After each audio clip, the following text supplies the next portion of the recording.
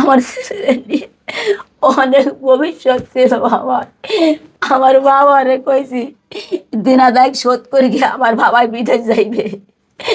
অনেক স্বপ্ন ছিল আমার বাবার বিদেশের, অনেক স্বপ্ন ছিল আমার বাবার বিদেশে যাওয়ার।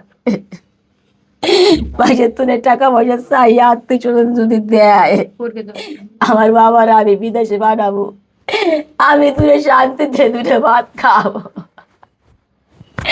আরে আর কাজ করবো না।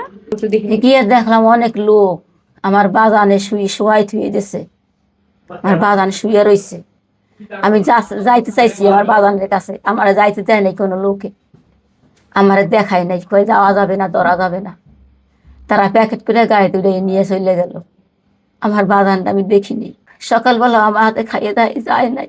উনি তো ভোরে কাজে যায়, আর ও হলো 10টা বাজে ভাত খাইয়া ভাত নিয়ে দোকানে যায়। শুধু আমি বাসায় থাকি, আর এখানে কেউ থাকে না।